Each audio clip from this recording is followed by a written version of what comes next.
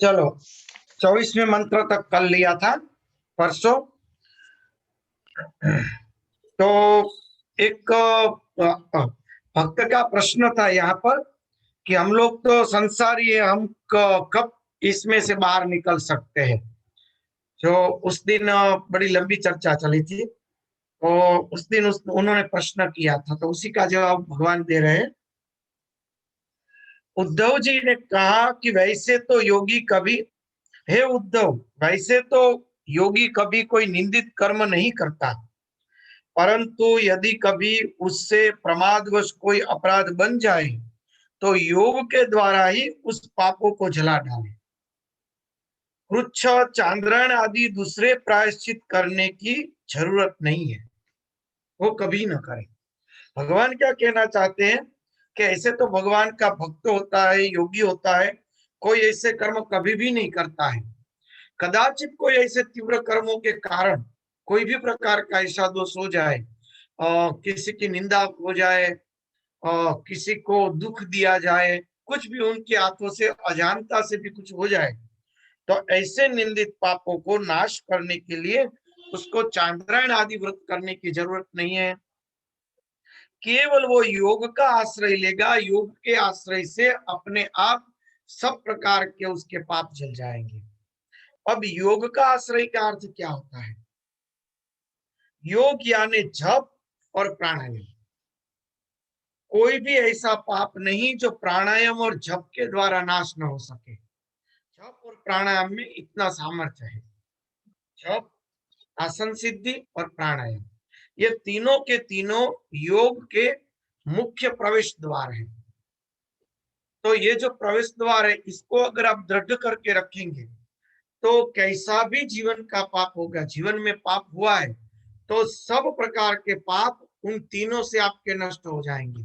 एक तो आसन सिद्धि, कम से कम 1 घंटा आप बैठे रहो स्थिर, कुछ न करो, भले विचार आते रहे, कुछ भी होता रहे, सिर्फ बैठे रहने से नाड़ी शुद्ध हो जाती है, तो उसको कहते हैं आसन सिद्धि।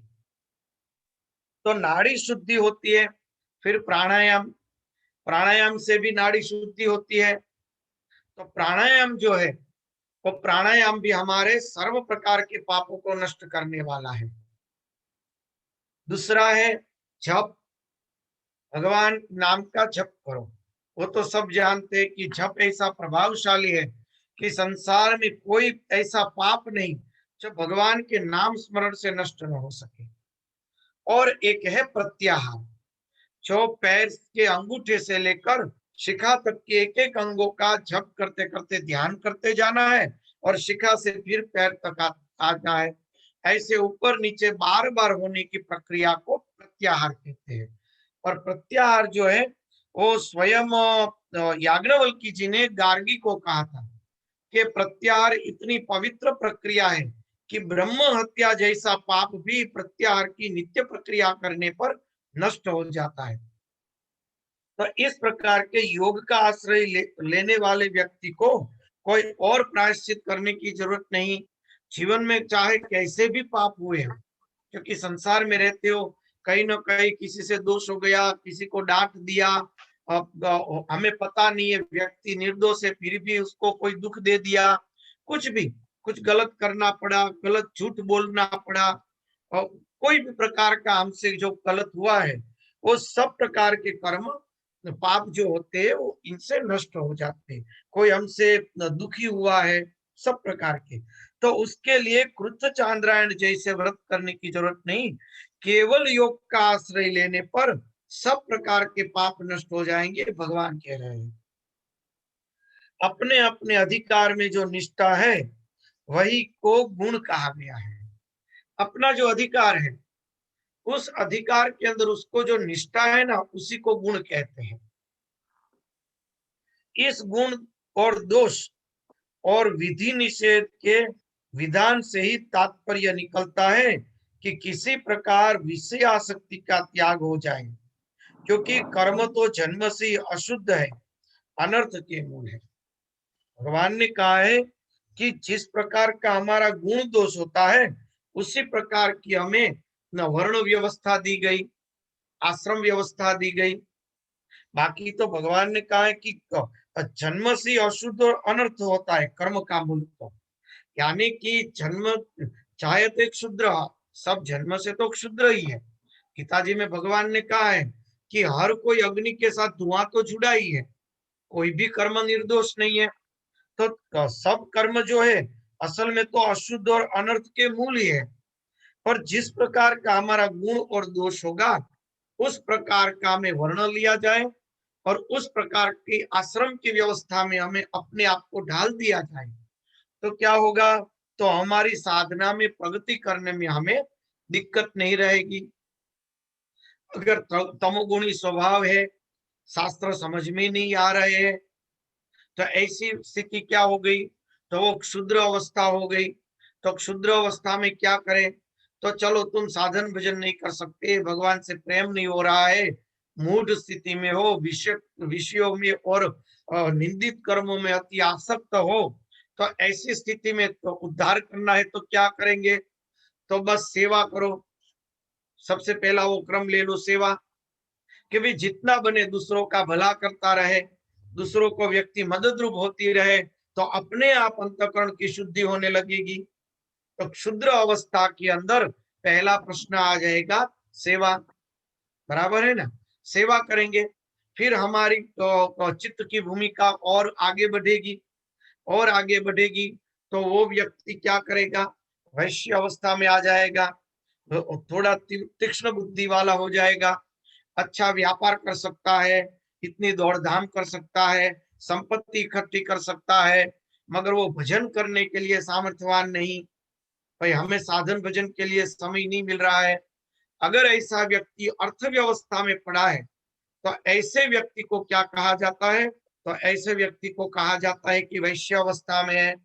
तो उसको क्या करना चाहिए, अपने संपत्ति से बड़े बड़े अच्छे दान करो, सेवा करो, वृद्धाश्रम आदि बनाओ, अनाथ आश्रम आदि बनाओ, उन लोगों की सेवा करो, संतों के आश्रम बनाओ, वहां अच्छे अच्छे संतों को बुलाकर सत्संग आदि करवाए, लोगों को ज्ञान का सत्संग मिलता रहे, ज्ञान सेवा होती रहे। ऐसे अच्छे अच्छे धर्मशाला बनाए, दवाखाने बड़े बड़े बनाए, जहां लोगों को कम कीमत में या फ्री में ही उसकी दवा सब मिल जाए। तो उसकी संपत्ति से अगर ऐसे कार्य करेंगे तो उसकी और चित्त शुद्धि होने लगेगी। तो इस प्रकार से जिस प्रकार का गुण और दोष आपके अंदर है उस प्रकार की वर्ण व्यवस्था को लो और उस प्रकार की आश्रम व्यवस्था को ले लो, तो उसमें भी आप भजन कर सकते हो। ऐसा नहीं कि इसी स्थिति में भजन होगा, जहां भी है, जिस स्थिति में है, सब स्थिति में परमात्मा की ओर जा सकते हैं, बराबर है ना।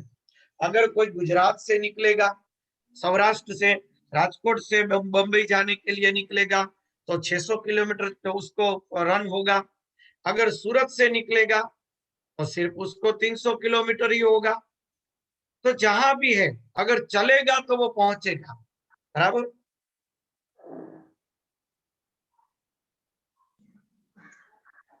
इस प्रकार स्वामी जी, उसको जो भी बोलो। स्वामी जी प्रणाम। प्रणाम। स्वामी जी, प्रत्याहार का जो आप बोले ना, अंगूठे से लेकर के सर तक में जाप, तो मतलब हम लोग जो रोज जाप करते हैं वो अंगूठे को देखकर जाप करना है, फिर धीरे धीरे ऊपर आना है, ऊपर आकर जो देख रहे हैं बस जो देखते जाओ और जाप करते जाओ ना। हाँ, और जिसको विपश्यना कहते हैं बौद्ध परंपरा आदि में, हाँ हाँ वही है ये। हाँ फिर वो हाँ, विपश्यना। हाँ, फिर वो कुछ विपश्यना शिव हम लोग बाबा या कैसा कुछ नाम है, वो कुछ अलग नाम देते, सब नाम अलग अलग देते हैं, मूल वो प्रत्याहार की प्रक्रिया है। नहीं स्वामी जी, विपश्यना हम लोग करते हैं, मतलब हम लोग 40 साल से हमारे घर में विपश्यना ही हो रही है। लेकिन उसमें जैसे जो आपने बोला ना कि अंगूठे से लेकर ऊपर तक देख देख कर जाप करना, उसमें उस टाइप का डिस्क्रिप्शन कभी नहीं बताता है। ये तो ज्यादा अच्छा चीज उसमें है। जप, उसमें ना जप नहीं करवाते, मगर श्वासोश्वास की हाँ प्रक्रिया में ध्यान करवाते हैं। तो श्वासोश्वास क्या हाँ है, हाँ। सोहम का जप है। श्वासोश्वास है, असल में हम्म तो वो सोहम का ही जप है। इनडायरेक्टली तो ले हम्म गए जप की ओर ही। आप श्वासोश्वास में रखेंगे तो एक प्रकार का उसका जप ही हो गया, बराबर। जो अपने आप जी निकल स्वामी। रहा है जब उसको सोहम, जिसको हमारे शास्त्र में सोहम अजपा जप कहा है। तो अजपा जप के अंदर मन रख के आप इन प्रत्याहार की प्रक्रिया को करो। तो विपश्यना हो गई। अगर आपके इष्ट देव के नाम का जप करो और ये प्रक्रिया करो तो भी वो हो गया। तो वो असल में याज्ञवल्क्य जी ने गार्गी को ये बड़े डीप में समझाया है कि प्रत्याहार की प्रक्रिया करने से क्या होगा।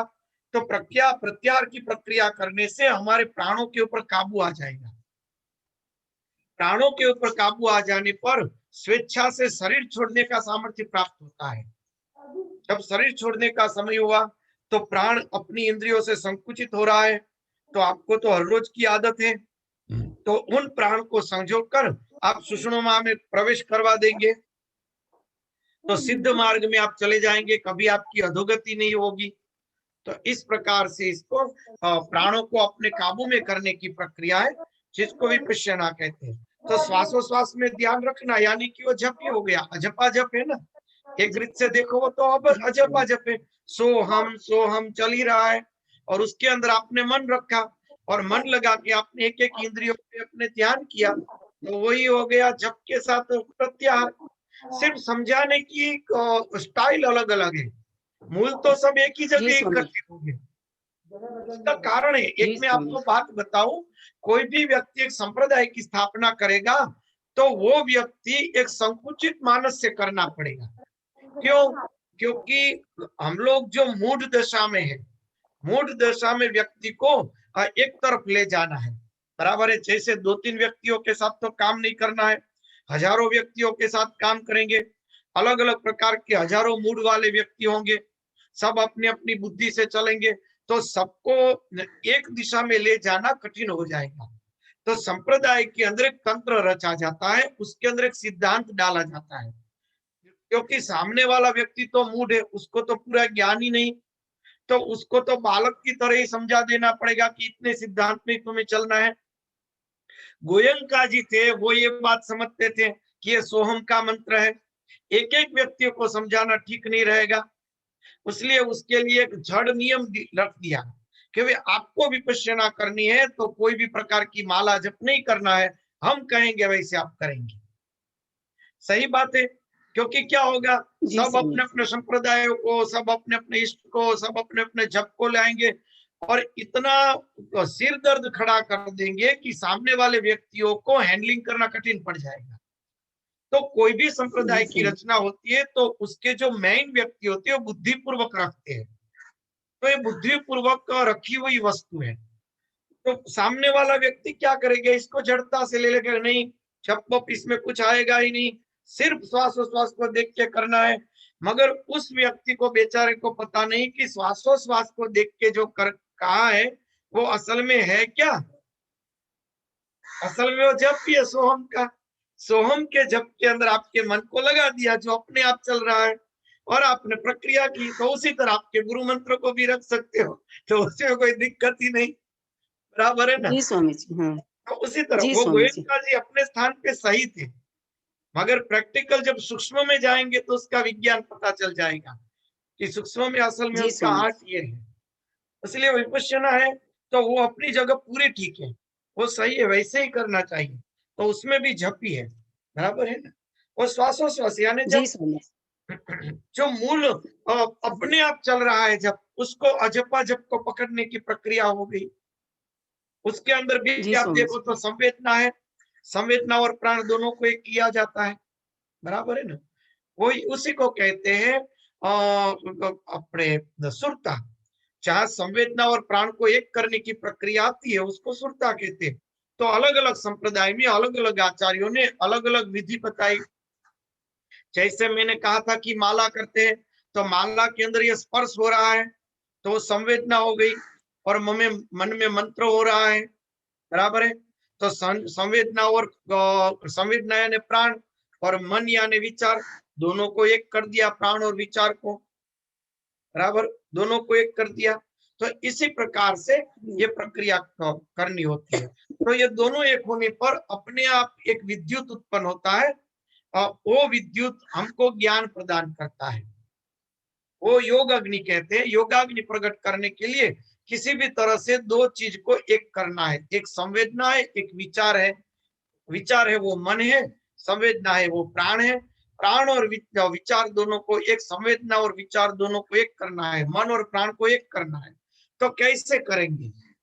तो वो दोनों को एक करने के लिए कोई ना कोई कुछ ना कुछ प्रक्रिया करनी पड़ती है। वो बौद्ध धर्म के अंदर वो जी ऐसे स्वामी चलाते रहते हैं, बराबर। वो हम हम्म, लोग ये माला करते रहते हैं, जी बराबर है। स्वामी जी कीर्तन होता है तो ताली बजा के भगवान का कीर्तन करते रहते हैं।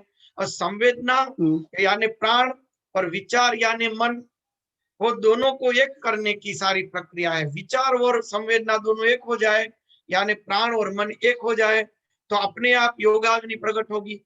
दोनों भटक रहे हैं, प्राण अपनी जगह भटक रहा है संवेदनाओं के रूप में, मन अपनी जगह भटक रहा है विचारों के रूप में, दोनों एक हो ही नहीं रहे। अगर पॉजिटिव और नेगेटिव छेड़ा एक होगा तो ही स्विच चालू होगी, तभी लाइट होगी, तभी मशीन चलेगा। तो यही प्रक्रिया हमारे अंदर है। प्राण है वो पॉजिटिव है, मन है वो नेगेटिव है।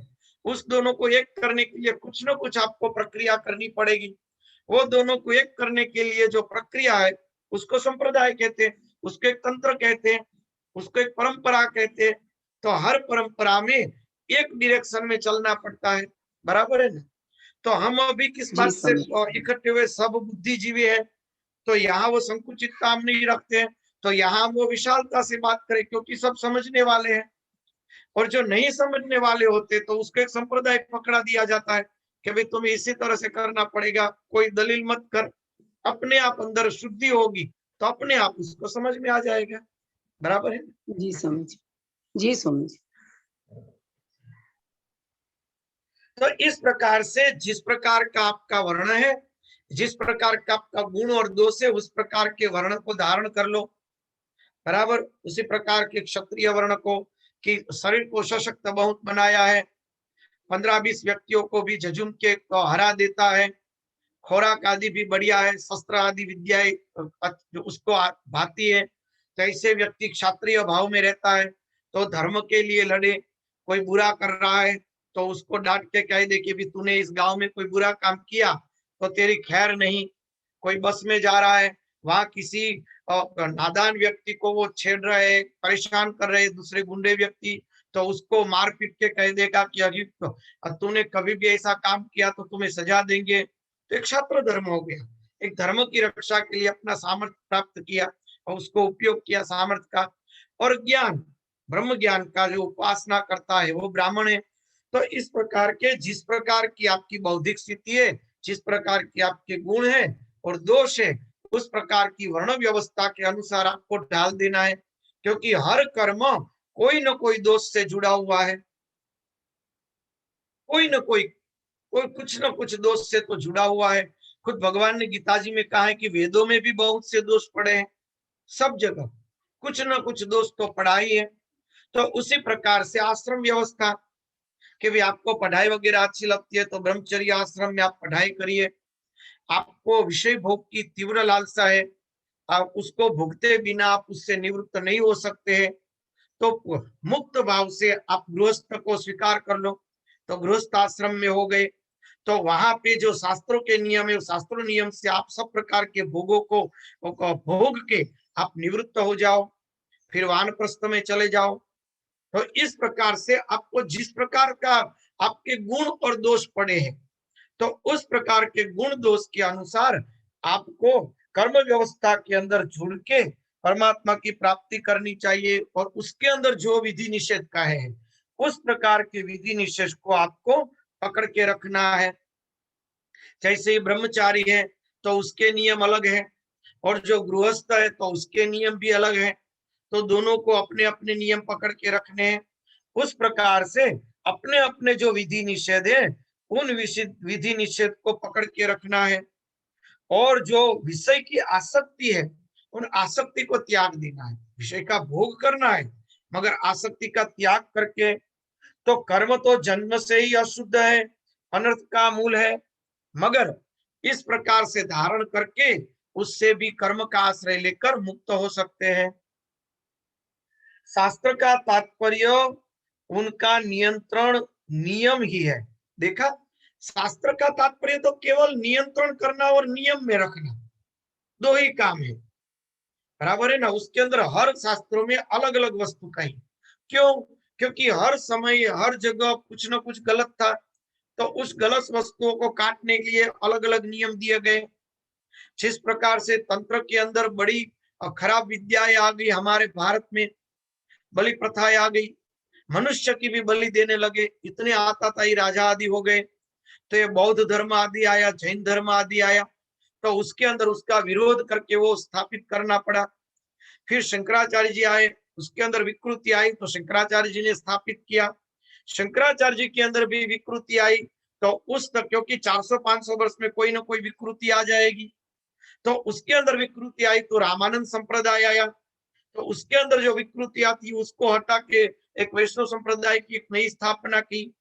तो धीमे धीमे करते करते आज ऐसे बौद्धिक स्थिति में हम पहुंच गए कि हम सब संप्रदायों की सब चीजों को समझने के लायक बन गए।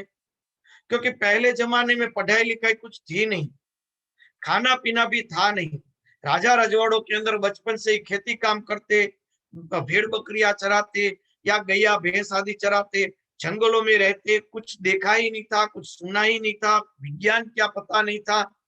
अरे ऐसा कहा जाता है कि हमारे यहाँ दरबार साहब थे, उसके छोटे भाई थे झीलूबा, तो झीलूबा ने उस जमाने में मोटर ली थी 1950 के आसपास। तो उन्होंने मोटर ली थी तो छोटे छोटे गांव में यहाँ से वो घूमने जाते, हिंगोलगढ़ का जंगल है वहां से, तो लोग रास्ते पे अगर मोटर दूर से देख जाते तो चिल्ला के भागते थे कि कोई पशु आ गया है, शेर जैसा कोई पशु हमारे जंगल में आ गया है। फिर उन लोगों को इकट्ठा करके दरबार साहब ने दिखाया कि इसको तो गाड़ी कहते हैं। तो उस समय ऐसी खराब हालत थी, तो उसको आप ब्रह्म ज्ञान क्या समझाएंगे, संप्रदाय क्या समझाएंगे, तंत्र क्या समझाएंगे? तो उसको समझाने जैसी हालत ही नहीं थी। तो उसको एक तंत्र में ही डाला जाता, एक जड़ प्रकृति पशु की तरह ही, कैसे यानी ऐसे ही रखा जाएगा, बस दूसरा कुछ उसको सुनना ही नहीं है। तो इस प्रकार से कड़क नियम दिए जाते, जो आज वो नियम देने की जरूरत नहीं है। उसी प्रकार से उस दूसरी वस्तुओं का निषेध किया जाता, क्योंकि बीच के अंदर शिव परंपरा के अंदर तंत्र घुस गया, तो शिव मंदिर के अंदर अशुद्ध वस्तुएं शिव जी को चढ़ा के तंत्र प्रयोग किए जाते थे। तो फिर वैष्णव तंत्र ने क्या किया, वैष्णव संप्रदाय ने किया कि भाई शिव जी ही नहीं चाहिए, शिव के मंदिर में जाना ही नहीं है, क्योंकि जाएंगे तो ऐसी अशुद्ध चीजों का कोई वो पड़ेगा ना, या तो बुद्धि बिगड़ेगी ना कि चलो ऐसे तंत्र को सिद्ध कर ले, कुछ ना कुछ ऐसा हमें चमत्कार मिल जाए। तो इस प्रकार से पूरे शिव मंदिर को ही काट दिया कि वो चाहिए ही नहीं। तो इस प्रकार से जिस जिस प्रकार की विकृति हमारे संप्रदाय में आई तो एक नया संप्रदाय खड़ा करते गए, और नया संप्रदाय खड़ा करते गए और उसको आगे बढ़ाते गए। संप्रदाय असल में क्या है, विष है, जहर। हर संस्कृति के लिए संप्रदाय जहर है, मगर कई बार ऐसा होता है कि बीमारी में जहर भी जरूरी होता है। अब कृष्णा अवतार तक देखो कोई संप्रदाय नहीं था, आज से 3-4 हजार वर्ष पहले तक कोई संप्रदाय नहीं था, एक सनातन मार्ग में रहते थे। संप्रदायों की शुरुआत कम से कम 3000 वर्ष पहले हुई, 3 या 4 हजार वर्ष पहले के आसपास से। तो संप्रदाय की जरूरत क्यों हुई कि व्यक्ति एकदम मूढ़ दशा में कलिकाल में आ गया, ये कोई बात से समझने लायक ही नहीं रहा, तो फिर उसको भेड़ बकरियों की तरह एक दिशा में ले जाने के लिए उसके लिए लाठी के सिवा कोई चारा ही नहीं रहा। तो उसके लिए एक विधान बना दिया गया, एक शास्त्र बना दिया गया, और उसको ऐसी मूढ़ बुद्धि में घुसा गया कि इससे अच्छा कुछ है ही नहीं। उसको इस तरह से घुसा के बैठा के उस व्यक्ति को उस मार्ग पे चलाया गया। कुछ तो समझाना ही पड़ेगा। जैसे कि आपके बच्चे को हॉस्टल में रखना है तो कितना समझाते हैं कि भाई बेटा हॉस्टल में रहना पड़ेगा, उससे तुम्हें बड़े फायदे होंगे, वहां तो टीचर बहुत योग करते हैं, देखो वो 3 बच्चे हॉस्टल में रहे थे तो वो कितना बढ़िया पास हो गए। आपको कुछ ना कुछ फुसला कर उसको वहां डालना पड़ेगा ना, बराबर है ना। आप उसमें उसके नेगेटिविटी तो दे नहीं सकते, अरे बेटा तुम्हें तो माँ बाप से दूर रहना पड़ेगा, वहां न तुझे माँ मिलेगी न तुझे कोई अच्छी तरह से रखेगा, ऐसा तो आप कहेंगे नहीं। तो उस प्रकार से सांप्रदायिक विष है, और जिस तरह से बच्चे को कई कारण से एक हॉस्टल में रखना पड़ता है, उसी तरह से संप्रदाय के विष को देना पड़ा महापुरुषों को बड़ी कठिन परिस्थितियों में। विधर्मियों के इतने अटैक हुए, जो अलग अलग मुस्लिम आदि सब क्रिश्चियन आए, उन लोगों के भी इतने अटैक हुए, तो हमारे इस हिंदू संस्कृति को टिकाने के लिए कई जड़ प्रकृतियां खड़ी करनी पड़ी, जड़ नियम खड़े करने पड़े, कई झूठ खड़े करने पड़े। वो ज्ञानी महापुरुषों ने वो झूठ किया, क्यों किया? एक विष प्रकट किया, विष से विष का नाश करने के लिए। अगर किसी व्यक्तियों को सांप काटा है तो उसको विष का ही इंजेक्शन दिया जाएगा, तो जहर से जहर नाश होता है।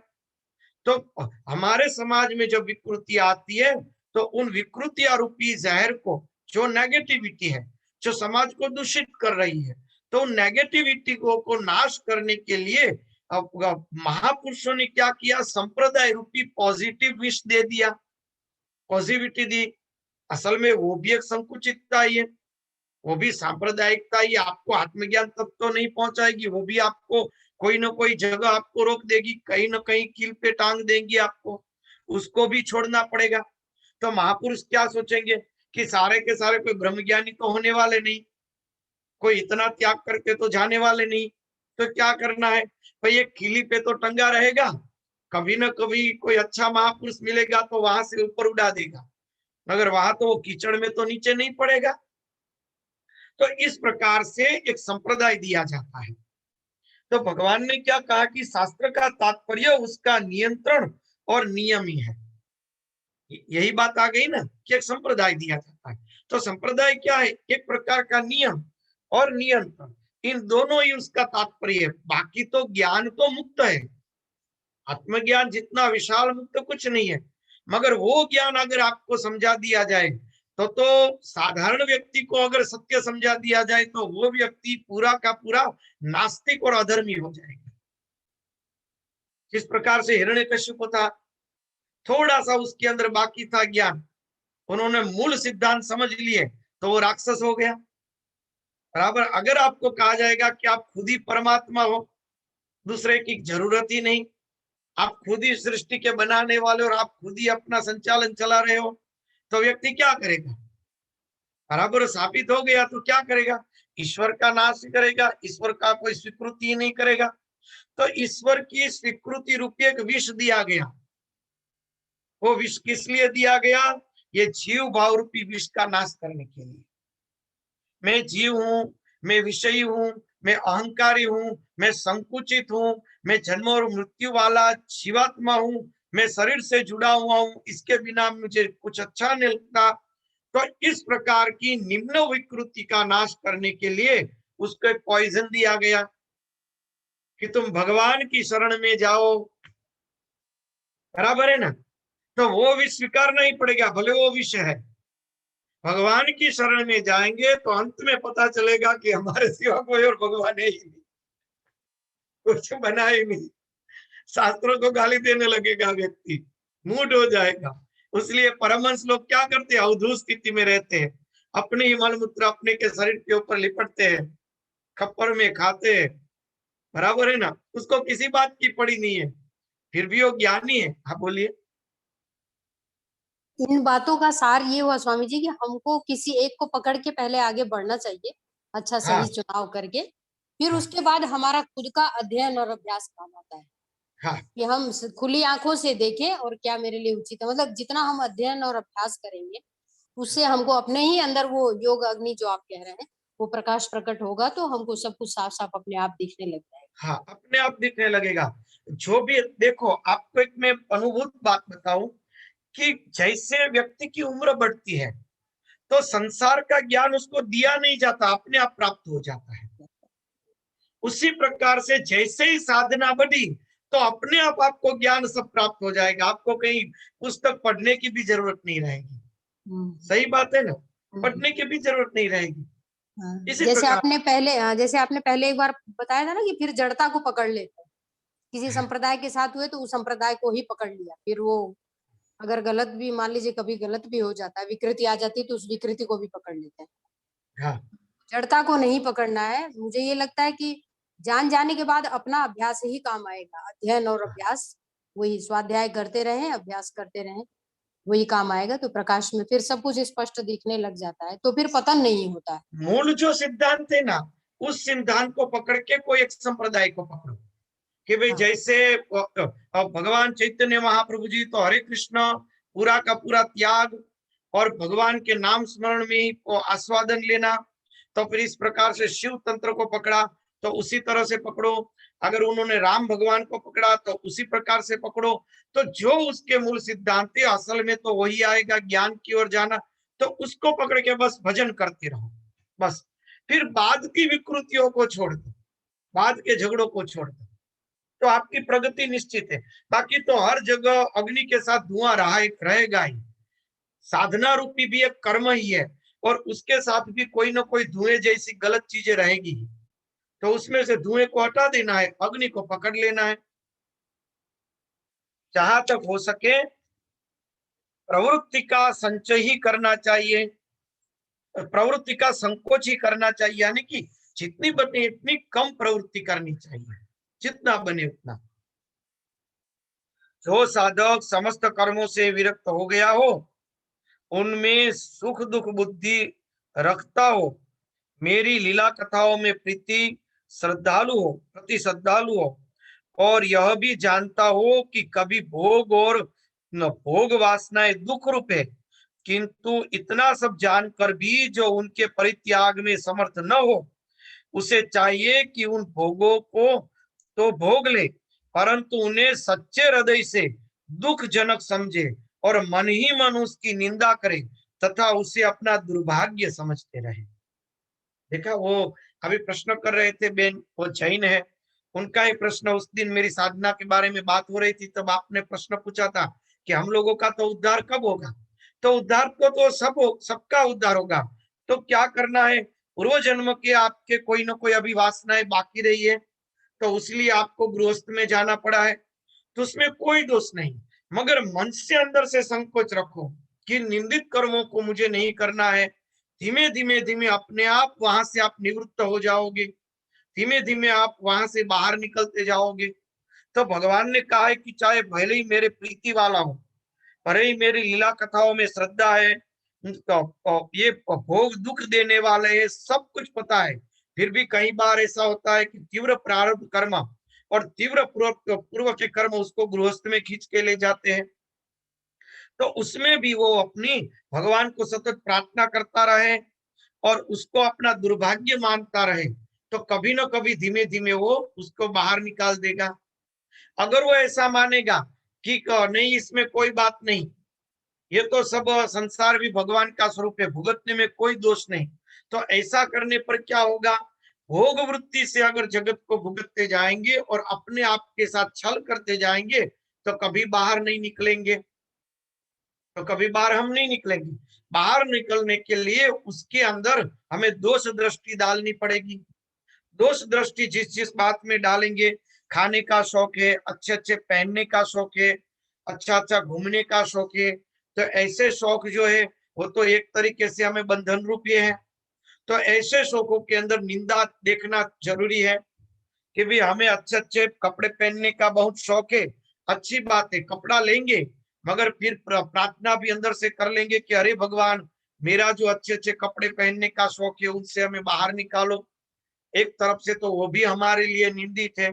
इस प्रकार से हमारे अपने सांसारिक कर्मों में से प्रार्थना करते करते उनमें से निकलने का प्रयत्न करना चाहिए। स्वामी जी, वो लाइन, वो लिपि जो आपने अपनी पढ़ी वो फिर से पढ़ेंगे क्या? फिर हाँ, पूरी लिपि पढ़ता हूँ। जो साधक समस्त कर्मों से विरक्त हो गया हो, उनसे दुख बुद्धि रखता हूँ। कई बार क्या हो गया है कि समस्त कर्मों से विरक्त है, मन से विरक्त है, मगर थोड़ी थोड़ी अंदर वासना पड़ी है। मेरी लीला कथा के प्रति श्रद्धालु है और यह भी जानता है कि सभी भोग और भोग वासनाएं दुख रूप है, इस प्रकार का भगवान का भक्त है। किंतु इतना सब जानकर भी जो उनके परित्याग में असमर्थ है, पूरा का पूरा परित्याग करने के लिए असमर्थ है, सामने भोग आते हैं तो वहां पे वो बह जाता है, बराबर है ना। अच्छा खाना देख लिया तो वो डबल खा जाएगा कि हर रोज से ज्यादा खाएगा, तो असल में तो वो उसका भोग हुआ उसमें, या तो थोड़े दिन में उसको इच्छा हुई अरे अच्छी चीजें कुछ खा ले, थोड़े दिन से कुछ खाया ही नहीं है। तो इस प्रकार की प्रवृत्ति भगवान के भक्तों के अंदर भी कई बार देखी जाती है। तो इस प्रकार की प्रवृत्ति का असल में तो भोग दुख रूपी है, परंतु उनके परित्याग में वो असमर्थ है। कई प्रकार के ऐसे विषय भोग है जो उसके त्यागने में बड़ा असमर्थ है। तो उसे चाहिए कि उन भोगों को तो भोग ले, जो सात्विक भोग है, जो उसके धर्म के अनुसार है, उस धर्म के अनुसार जो सात्विक भोग है उनको भोग ले। और सात्विक भोग को भोगने का धर्म भगवान ने नहीं दिया, वहां तो निषिद्ध कर्म के लिए पाप ही है, बराबर है। जैसे कि कोई व्यक्ति व्यसन कर रहा है, दारू आदि पी रहा है, तो भाई मैं दारू नहीं छोड़ रहा हूं तो पी लूंगा, तो इस प्रकार से करने से नहीं, भगवान ने ऐसी चीजों के अंदर नहीं कहा है। सात्विक भोग जो आप गृहस्थ में रहते हो और आपके लिए जो जो भोग धर्म अनुकूल है, वो धर्म अनुकूल भोग जो आप भुगत रहे हो, परंतु उसके अंदर आपको उसको भुगत ले, परंतु उन्हें सच्चे हृदय से दुखजनक समझे और मन ही मन उसकी निंदा करे, बराबर। अगर सात्विक भोग है जो आपके धर्म के अनुकूल भोग है और उन भोग को आप भुगत रहे हो और उसके अंदर आप निंदा देख रहे हो, उसके अंदर आप संकुचित हो रहे हो, तो धीमे धीमे करके उसका परित्याग करके आप मुक्त हो जाओगे। इस प्रकार से भगवान कहना चाहते हैं, बराबर। इस प्रकार मेरे बतलाए हुए भक्ति योग के द्वारा निरंतर मेरा भजन करने से मैं उस साधकों के हृदय में आकर बैठ जाता हूं और मेरे विराजमान होते ही उनके हृदय की सारी वासनाएं अपने अपने संस्कारों के साथ नष्ट हो जाती है। देखा, एक बड़ा अच्छा उदाहरण दूं। जैसे कि भूत होता है ना, भूत भूत की रात को 11 बजे शक्ति बढ़ती है, 11-12 बजे, और सुबह को 3 बजे के बाद उसकी शक्ति घटती है और ब्रह्म मुहूर्त में वो शक्तिहीन हो जाता है। स्वामी जी, ये नहीं सुनना है। अरे बाप रे, भले डरना मत, भूत मेरे जैसा ही होता है दिखने में, चिंता नहीं है। अगर आपके जैसा है तो भूत चलेगा स्वामी जी। नहीं, आपके जैसा है तो चलेगा, भूत भी चलेगा। तो इस प्रकार से कभी क्या हुआ कि भूत से पन्ना जो हो गया, उससे झगड़ा हो गया, तो रात को 12 बज गए या 12:30 बज गए, तो भूत से झगड़ा चालू हो गया। तो वो भूत से झगड़ा चालू होने के बाद क्या याद रखता है व्यक्ति कि 3 बजे तो भूत क्षीण होने ही वाला है, उसकी शक्ति क्षीण होने वाली है, बस तब तक झगड़ा चालू रखो, भले ही उसको हरा नहीं सकते, भले उसको मार नहीं सकते, ऐसी युक्ति करते रहो कि तुमसे वो झगड़ता रहे। जैसे ही 3 बज जाएंगे, अपने आप शक्ति क्षीण हो जाएगी, तो डर का मारा वो भाग जाएगा। बस उसी तरह अंतःकरण में जो वासनाएं पड़ी है, उनसे तब तक सात्विक रूप से जजुमते रहना है, निष्ठा से जजुमते रहना है, नीतिमत्ता से जजुमते रहना है, जब तक भगवान हमारे अंतःकरण में प्रविष्ट न हो जाए। जैसे ही भगवान आए, वो सारे के सारे भूत भाग जाएंगे, बराबर है ना। भगवान आते ही सब पाप भाग जाएंगे। तब तक हमें जजुम ले रहना है कि हे भगवान, जल्दी से हमारे हृदय में आके विराजमान हो, ताकि सबके सब वासनाएं नष्ट हो जाए। इस प्रकार से भगवान को प्रार्थना करते रहना है। गीता जी में भी भगवान ने कहा है ना कि जो वासनाएं हैं इंद्रियों की, वो तप के कारण सूक्ष्म हो जाती है, निवृत्त नहीं होती। निवृत्त तो मेरे दर्शन से ही होती है, भगवान ने गीता जी में कहा है इस प्रकार। इस तरह जब उसे मुझ सर्वात्मा का साक्षात्कार हो जाता है, तब तो उनके हृदय की गांठ टूट जाती है, उसके सारे संशय छिन्न भिन्न हो जाते हैं। बाद में आपके लिए कोई संशय रूप नहीं रहेगा, आपके सामने जो कुछ आएगा उस बातों का आपको ज्ञान अपने आप हो जाएगा, कहीं ढूंढने की भी जरूरत नहीं रहेगी, बराबर है ना। सब ज्ञान आपको अपने आप हो जाएगा। तो आपको क्या करना है, और कर्म वासनाएं सर्वथा क्षीण हो जाती है, और उसकी जो कर्म की वासना है वो भी क्षीण हो जाएगी। तो कर्म की जो वासना है, हमारे जो कर्म करने की जो वासना सूक्ष्म पड़ी होती है, मुझे खाना है, मुझे घूमने के लिए जाना है, मुझे कुछ अच्छा पहनना है, जो जो भी वासना है, तो कर्म की वासना भी वहां से क्षीण हो जाएगी। क्योंकि भगवान जितना प्रेम स्वरूप, भगवान जितना आनंद स्वरूप तत्व कोई है ही नहीं।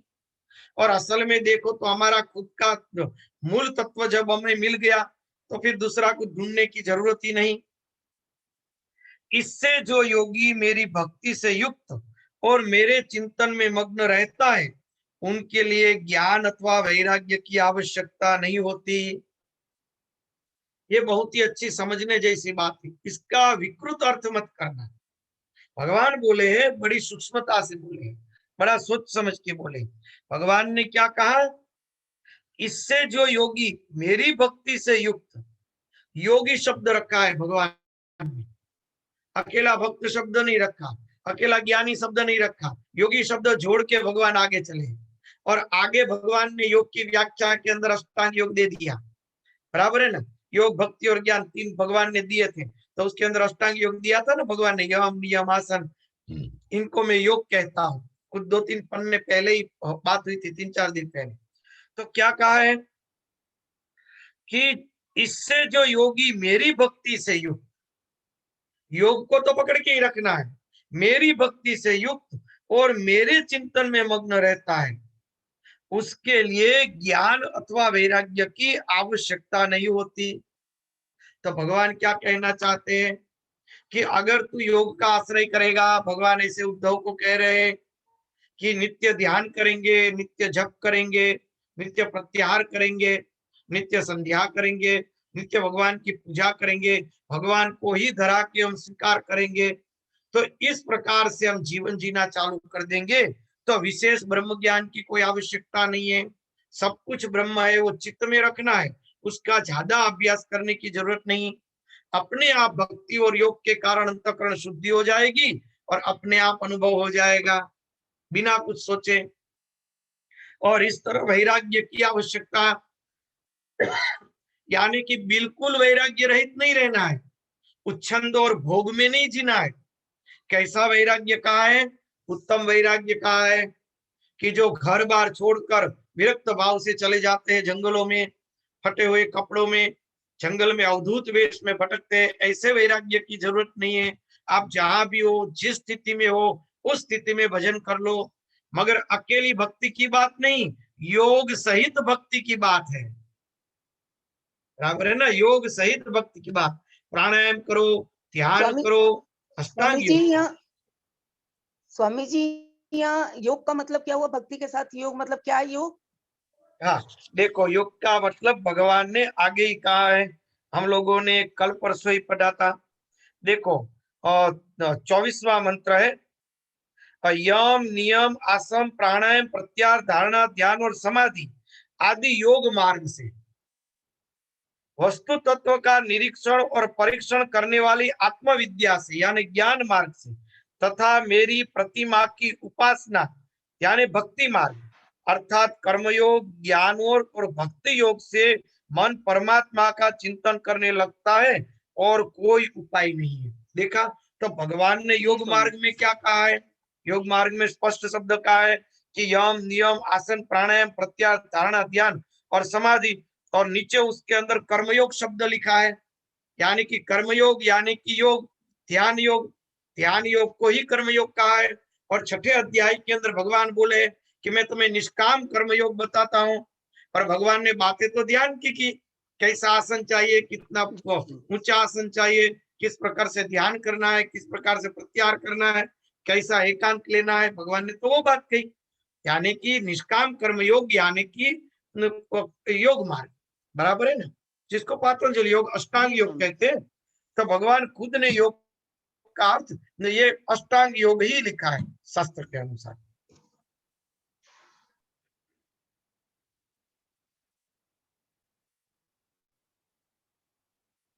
इससे जो योगी मेरी भक्ति से युक्त और मेरे चिंतन में मग्न रहता है, उसके लिए ज्ञान अथवा वैराग्य की आवश्यकता नहीं है।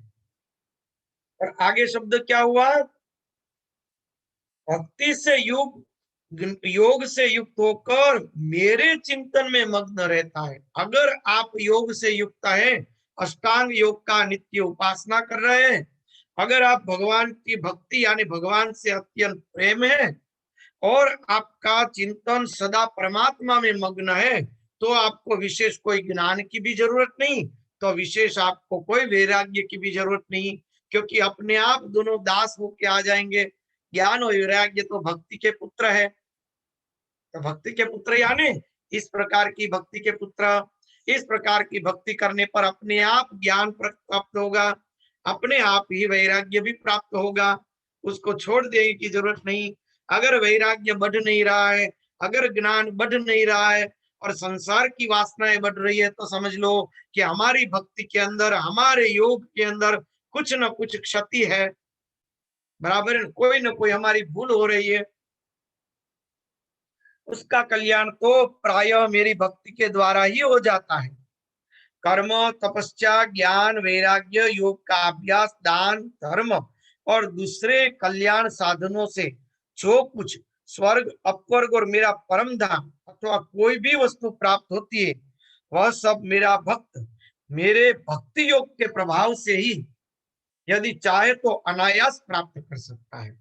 देखा, भक्ति योग से, अकेले योग से नहीं। भगवान ने कहा अकेले योग से अच्छा है मेरे साथ प्रेम करके योग का आश्रय ले, बराबर। तो इसका क्या अर्थ हो गया?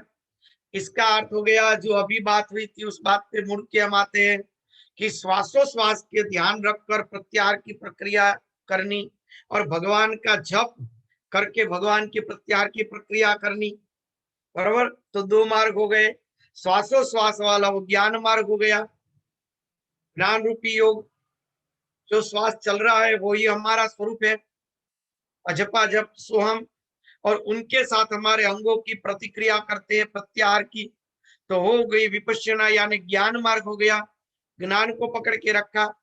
तो उसके अंदर भगवान को इष्ट रूप से धारण करके एक एक अंगों के अंदर भगवान के स्वरूप की स्थापना करो। आप लोग यज्ञ आदि में बैठे होंगे, आप कई प्रकार की पूजा की प्रक्रिया में बैठे होंगे, तो आप देखना उसके अंदर पूजा के अंदर न्यास कराया जाता है। न्यास, तो न्यास में क्या होता है? ओम एम ह्रीम क्लीम चामुंडाय विच्चे हृदयाय नमः, ओम एम ह्रीम क्लीम चामुंडाय विच्चे सिर से स्वाहा। तो ये क्या हो गया? अपने एक एक अंगों के अंदर मंत्र की स्थापना होगी, प्रत्याहार नहीं हुआ तो क्या हुआ?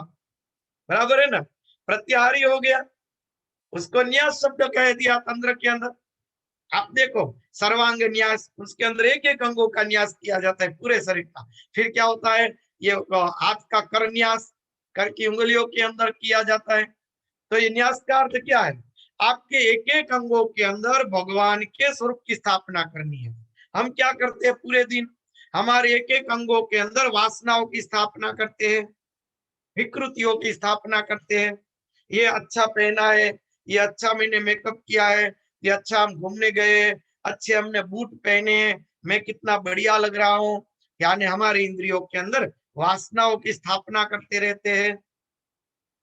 तो प्रत्याहार हो गया, यानी कि एक एक इंद्रियों के अंदर भगवान की स्थापना चालू कर दी, बराबर। सिर्फ इतना ही करना है।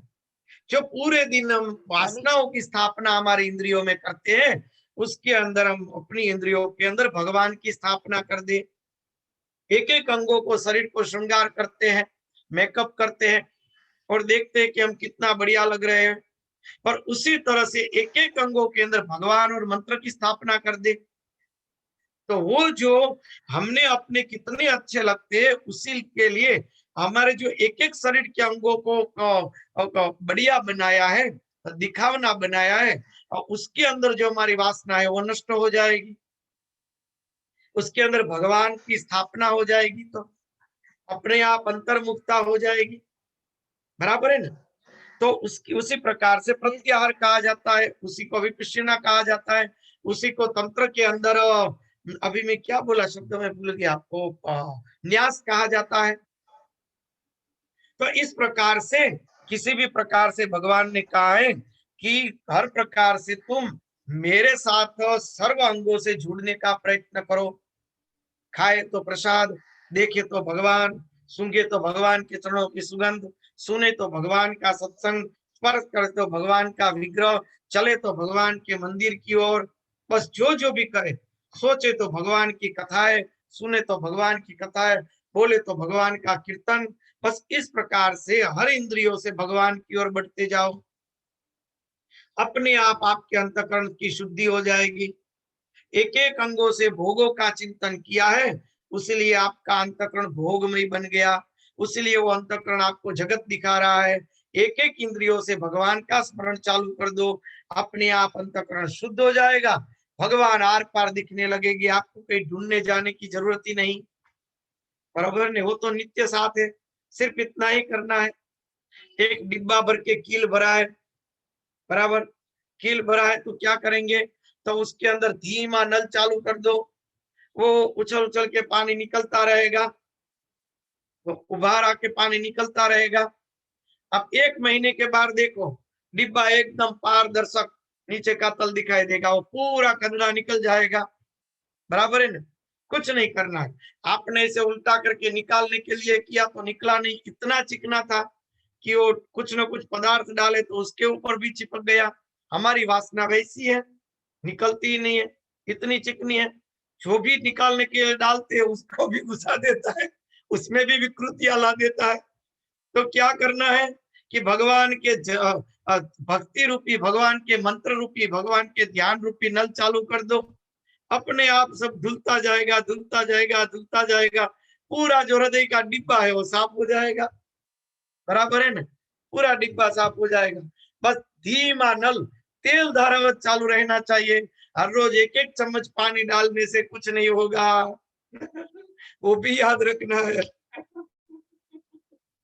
वो तो नल के नीचे रख देना पड़ेगा, तेल भरे धीमी धार हो, भले ही बड़ा धोध न हो, एकदम धीमी धार है, पतली तेल धारावत, मगर वो तेल धारावत चालू रहेगा तो कभी ना कभी डिब्बा साफ हो जाएगा। तेल धारावत चलते फिरते खाते सोते उसी वस्तु को पकड़ के रखो जो आपकी साधना है। तेल धारावत पकड़ के रखेंगे, कुछ ना कुछ उसका आपका परिणाम मिलेगा, मिलेगा और मिलेगा। डिब्बा साफ होगा ही, मगर उसके पीछे पड़ना पड़ेगा। बराबर है ना, वरना तो अंतःकरण में इतनी चिकनी वासनाएं पड़ी है कि जो भी साधन उसमें डालते उसको पूरा का पूरा अंदर निकल लेता है। जो साधन ढूंढने जाओगे उसमें से विकृति ढूंढ डालेगा। मन इतना बदमाश है, इतना बदमाश है, उस मन को कैसे सुधारे। तो एक साधना को पकड़ के रखो और उसमें तेल धारावत उसके पीछे पड़ जाओ। जप करना है तो जप, विपश्यना करना है तो विपश्यना, योग करना है तो योग, भगवान की भक्ति करनी है तो भक्ति, पूरे दिन भगवान के विग्रह के पीछे पड़े जाओ। खाओ तो उसके लिए, खिलाओ तो उसको, पहनाओ तो उसको, श्रृंगार करो तो उसके, उससे जरा भी दूर न जाओ। जैसे यशोदा माँ, जैसे गोपियां थी, पूरे दिन भगवान में लगी रहती। मंत्र करो तो उसके पीछे पड़ जाओ, पूरे दिन जप जप और जप। ध्यान करो तो ध्यान करो तो उसके पीछे पड़ जाओ। कचरा निकाल रहे तो वो भी ध्यान, दूध गर्म कर रहे हो तो वो भी ध्यान, स्कूटर चला रहे हो तो वो भी ध्यान, जो भी कर्म कर रहे हो बिना विचार के करना चालू कर दो तो वो पूरा का पूरा ध्यान हो गया। जो भी कर रहे हो वो तेल धारावत करो, कम से कम दिन के 8 से 15 घंटे तक उसका अभ्यास करो, तभी आपको जीवन में उसका रिजल्ट मिलेगा। 1 आधे घंटे करने से कुछ नहीं मिलेगा। हाँ, भगवान की कृपा है, भागना मत, 1 आधे घंटे भी पकड़ के रखना, कभी ना कभी वो विस्फोट होगा। छोटी चिंगारी भी कभी जंगलों को जला देती है, कोई ऐसा पवन चल गया तो, बराबर है ना। बस उस पवन चलने की राह देखो कि कोई ऐसा पवन चल जाएगा तो हमारी चिंगारी भी एक बार दावानल बन जाएगी। बस ऐसी आशा रख के उस चिंगारी को पकड़ के रखो, चिंगारों को बुझने मत दो। एक बार पवन ऐसा चलेगा कि पूरे के पूरे जंगलों के जंगल जल जाएंगे, किसी का सामर्थ्य नहीं कि उसको बुझा सके। चाहे विश्व की कितनी भी बड़ी सरकार आ जाए, कितनी भी विज्ञान विकास कर दे, मगर जंगलों में दावानल लगता है, उसको कोई बुझा नहीं सकता है। रोक सकता है, पास में गांव है वहां बहुत ही पानी चिपकते रहेंगे कितना ही कि भी अग्नि इस तरफ न आ जाए, उस तरफ चलती जाए, इतना प्रयास हो सकता है, बाकी बुझाने में कोई सामर्थ्य नहीं।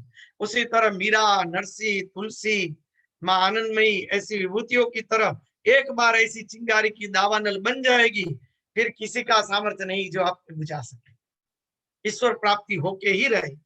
मगर एक बार उस चिंगारी को दावानल बना देना है, बराबर, ऐसी हवा चला देना है।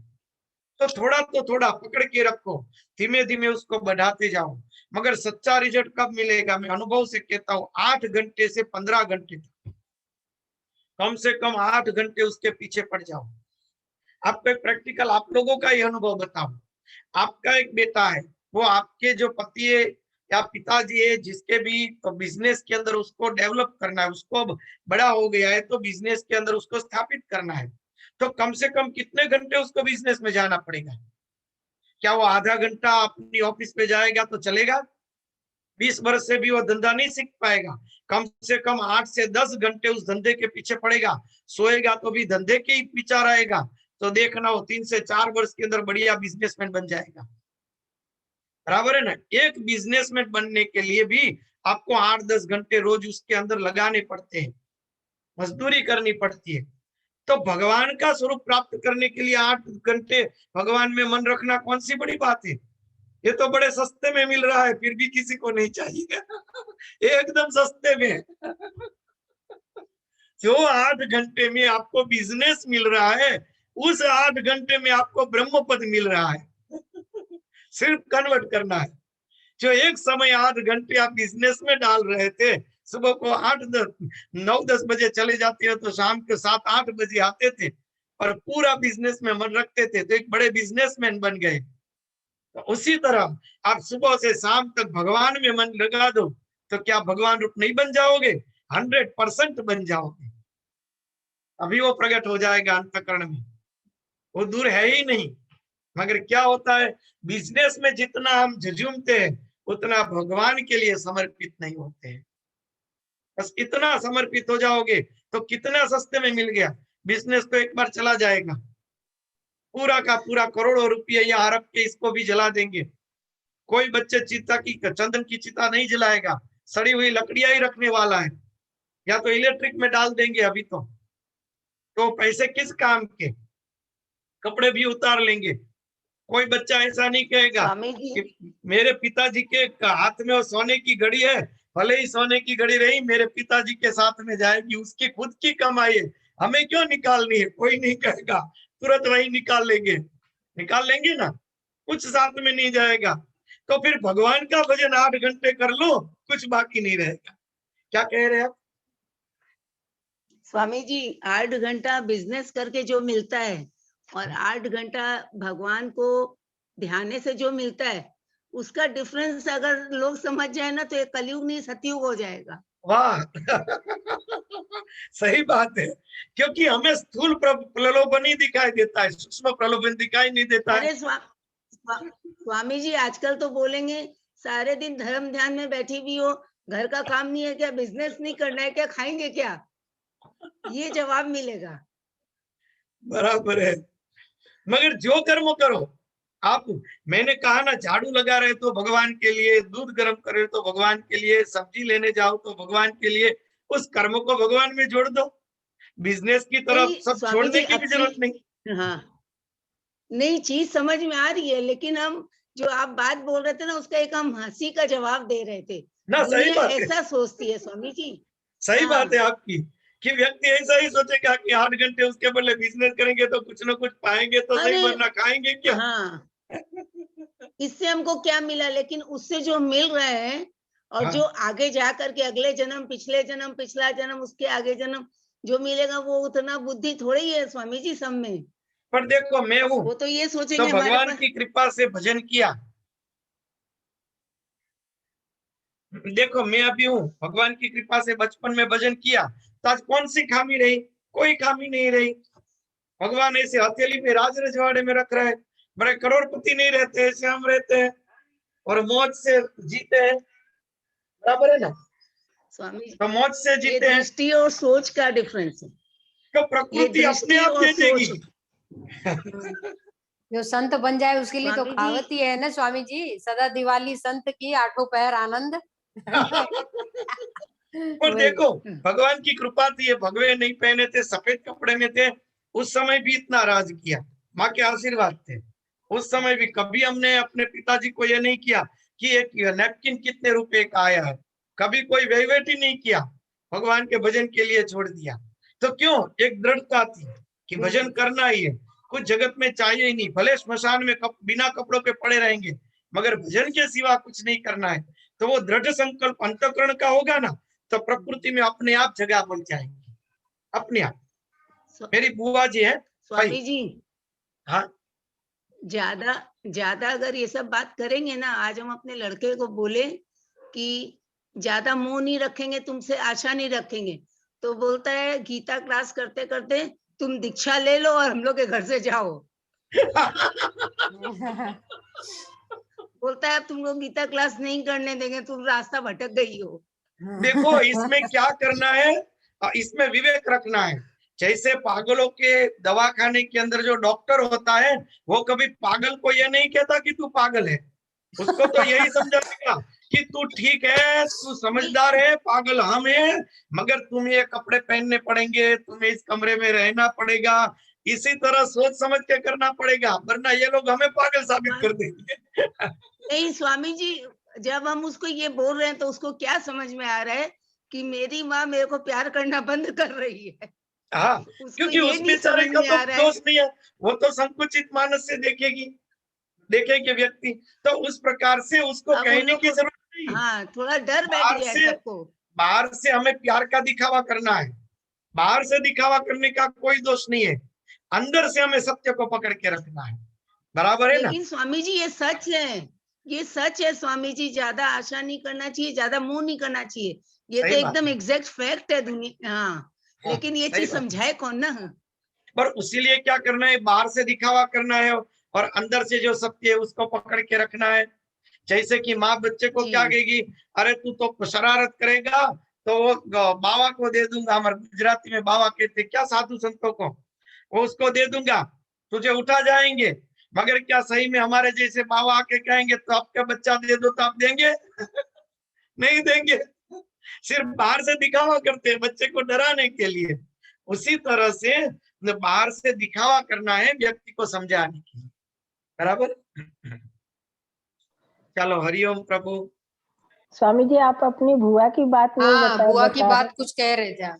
तो हमारे एक बुआ है भक्त, तो उनको वैराग्य हो गया था, उसके 7 वर्ष का ही बच्चा था और वो बॉम्बे में रहते थे और बड़ी अच्छी आर्थिक परिस्थिति, बहुत ही अच्छी आर्थिक परिस्थिति। उसके जो ससुर थे वो नगर सेठ थे, तो उन्होंने सोचा कि मुझे अब कोई भी जो धीरान आदि का पैसा है वो मुझे नहीं चाहिए, सत्य की आवत से मैं जीऊंगी और ब्रह्मचर्य का पालन करूंगी। उन्होंने बुआ, मेरे फुआ है, उसको कह दिया कि मैं इस तरह से रहूंगी, आपको दूसरी शादी करनी है तो करवा दूं, बाकी मैं तो अब साधना में लग जाऊंगी। सिर्फ 7 वर्ष का उसका लड़का था रिजित। मेरे जो फुआ है वो 6 महीना उसके साथ जजू में, मगर फाई ने उसका कोई जवाब नहीं दिया। अंत में पूरा बिजनेस था वो बेचना पड़ा, बॉम्बे में मकान था सब बेच कर वो राजकोट आ गए और फुआ को भी साधना में बैठा दिया, दोनों पति पत्नी साधना में लग गए। तो सोचो आपके अंदर अगर दृढ़ता रहेगी तो सामने वाले पात्र में परिवर्तन आएगा। तो बुआ मुझे भी जोश देते हो, मेरी मम्मी और बुआ दोनों मेरी साधना में मुझे बड़ा मार्गदर्शन देते। कभी मैं थोड़ा ढीला पड़ता, कुछ मन में ऐसा होता तो बुआ तुरंत डांटती, क्या रे मैं तो स्त्री थी बेटा, तो भी तेरे फुआ का मन बदला दिया, तू तो पुरुष है, क्यों डर रहा है, भजन ही करना है। संसार में जाना ही नहीं है, तुम्हें दृढ़ निश्चय तो पकड़ के रखो। डांटते मुझे। तो इस तरह से हमारे अंतःकरण में अगर सही दृढ़ता होगी ना तो सारे के सारे पात्रों का मन फिर जाएगा। अगर नहीं फिरेगा और कुछ दुख पड़ा तो समझ लो कि पूर्व का कोई कर्म भुगतना है, मगर धर्म और शास्त्र के नाम पे दंभ तो नहीं करना है, ये खास बता दूं। दूसरों को दुखी नहीं करना है, दंभ और दुखी करने की मैं बात नहीं कर रहा हूँ। अब अंदर से विरक्त हो, बाहर से विरक्त नहीं, ऐसे रहने का प्रयत्न करो। बाहर से आपके बच्चों को उसके प्यार देने की आपकी फर्ज है।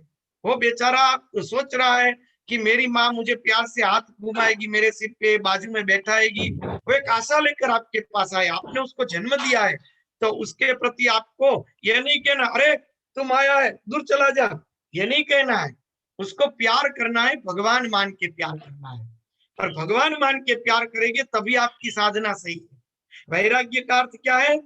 विज्ञान मही राग, राग रखना है, विज्ञान सहित राग रखना है, समझ पूर्वक आपको राग रखना है, तो उसमें कोई दोष नहीं।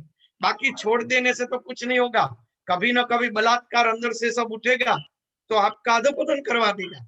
समझ पूर्वक आगे बढ़ना है इसके अंदर, बड़ी शांति से धीरे धीरे आगे बढ़ना है इसके अंदर, बराबर है ना। चलो, हरिओम। कोटि कोटि चरण वंदन। हरिओम स्वामी जी। हरिओम माँ। कृष्णा। जय हरि प्रणाम माँ। स्वामी जी, प्रणाम। प्रणाम।